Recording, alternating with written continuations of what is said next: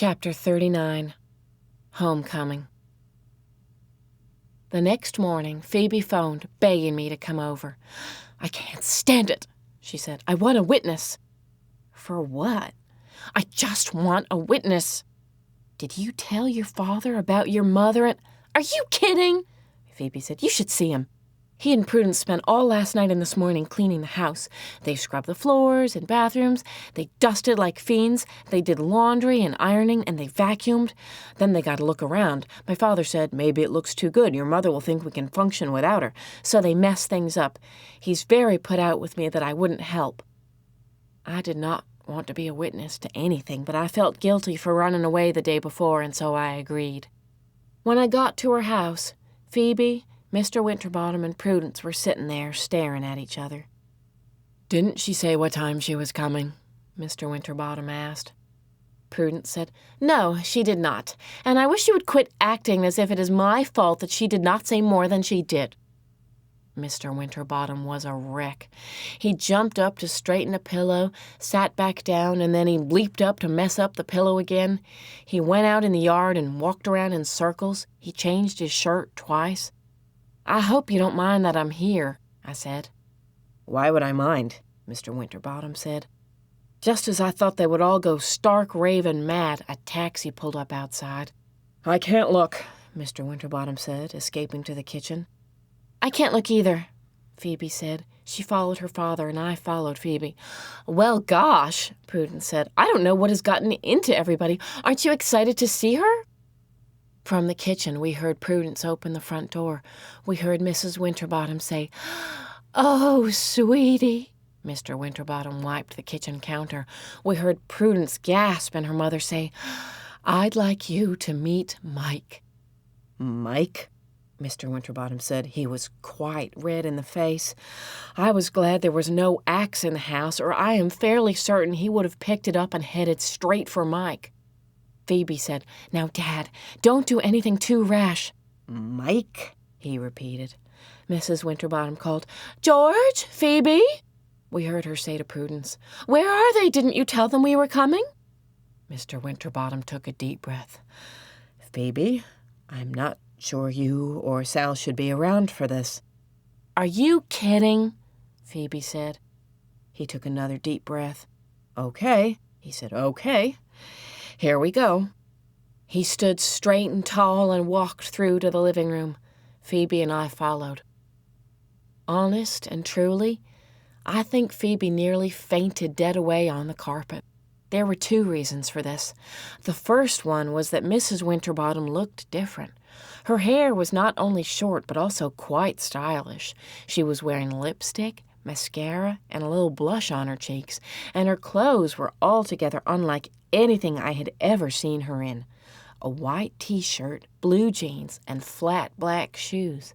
Dangling from her ears were thin silver hoop earrings. She looked magnificent, but she did not look like Phoebe's mother. The second reason that I think Phoebe nearly fainted dead away was that there was Mike Bickle, Phoebe's potential lunatic, in her own living room. It was one thing to think he was coming, and another thing to actually see him standing there. I didn't know what to think. For a second, I thought maybe Mike had kidnapped Mrs. Winterbottom and was bringing her back for some ransom money, or maybe he was now going to do away with the rest of us. But I kept thinking of seeing them together the day before, and besides, Mrs. Winterbottom looked too terrific to have been held captive. She did look frightened, but not of Mike. She seemed afraid of her husband. "Dad," Phoebe whispered, "that's the lunatic." "Oh, Phoebe," her mother said, pressing her fingers to her cheek, and when she made that familiar gesture, Phoebe looked as if her heart was splitting into 1,000 pieces. Mrs. Winterbottom hugged Phoebe, but Phoebe did not hug her back. Mr. Winterbottom said, "Norma, I hope you are going to explain exactly what is going on here." He was trying to make his voice firm, but it trembled. Prudence stared at Mike. She seemed to find him handsome and was flirting with him. She fluffed her hair away from her neck. Mrs. Winterbottom tried to put her arms around Mr. Winterbottom, but he pulled away. "I think we deserve an explanation," he said. He, too, stared at Mike. Was she in love with Mike? He seemed awfully young, not much older than Prudence. Mrs. Winterbottom sat down on the sofa and began to cry. It was a terrible moment. It was hard to make any sense out of what she said at first. She was talking about being respectable and how maybe Mr. Winterbottom would never forgive her, but she was tired of being so respectable. She had tried very hard all these years to be perfect, but she had to admit that she was quite unperfect. She said there was something that she had never told her husband, and she feared he would not forgive her for it. Mr. Winterbottom's hands trembled. He did not say anything. Mrs. Winterbottom motioned for Mike to join her on the sofa. Mr. Winterbottom cleared his throat several times, but still he said nothing. Mrs. Winterbottom said, "Mike is my son." Mr. Winterbottom, Prudence, Phoebe, and I all said, "Your son?" Mrs. Winterbottom stared at her husband. "George, I know you will think I am not, or was not, respectable, but it was before I met you, and I had to give him up for adoption, and I could barely bear to think of it, and—" Mr. Winterbottom said, "Respectable? Respectable? The hell with respectable!"